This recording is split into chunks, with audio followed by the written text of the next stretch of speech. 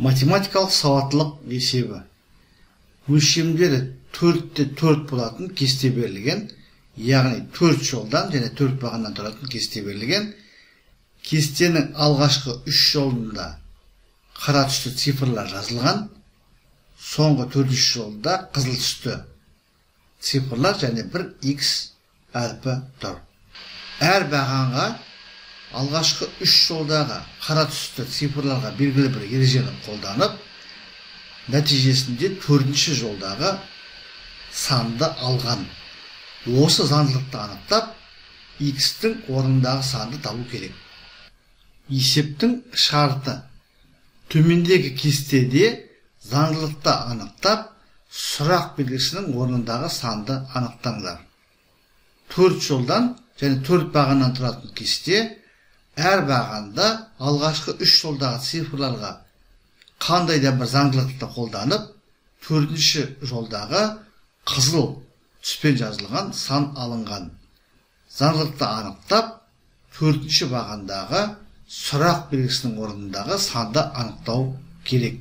Оң жақта ұлттық бірыңғай тестілеу орталығы ұсынатын мүмкін болатын 5 жауап тұр. Осы 5 жауаптың біреуі дұрыс, 4-еуі қате. Дұрыс жауапты табу керек. Әрине, заңдылықты табу оңай емес. Заңдылықты табуды білу үшін көптеген математикалық заңдылықтарды білу керек, ережелерді білу керек және үлкен тәжірибе қажет. Біздің жағдайымызда не жасаймыз? Бірінші бағанда 8, 2, 3 цифрлары тұр.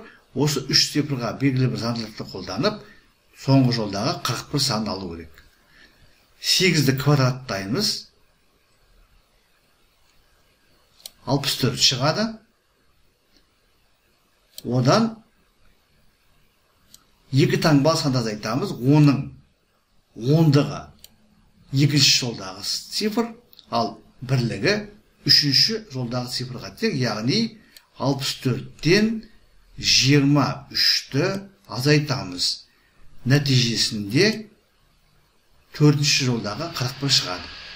Бірінші бағандағы цифрлар үшін, яғни бірінші бағандағы сандар үшін қолданған ережені 2-ші, 3-ші бағандарға қолданып көреміз. Егер осы заңдылық орындалатын болса, онда сол заңдылықты 4-ші баған үшінде қолданып, сұрақ белгісінің орнындағы санды анықтайтын боламыз. Сонымен 2-ші бағанда 5-тің квадраты 25.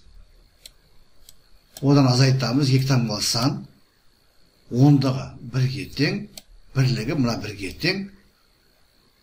25-тен 11-ді азайтсақ 14 шығады. Яғни заңдылық орындалып тұр.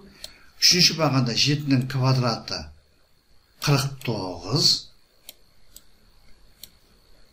Одан азайтамыз 2 таңбалы сан. Ондығы 2-ші жолдағы 4 цифры, бірлігі 3-ші жолдағы 2 цифры. 49-дан 42-ні азайтамыз, 7 шығады. Алғашқы 3 баған үшін бір заңдылық орындалып тұр. Олай болса, ол заңдылық 4-ші баған үшін де орындалады.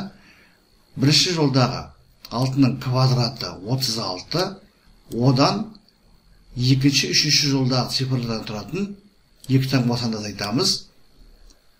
Ондығы 2-ші жолдағы цифр 2-ге тең, ал бірлігі 3-ші жолдағы цифр 0-ге тең. 36-дан 20-ны азайтамыз, сонда бізде 16 шығады. Сонымен сұрақ белгісінің орнындағы сан 16-ға тең.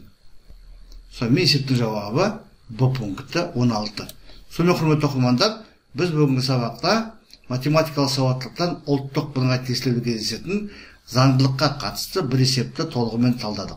Кестедегі заңдылық былай екен.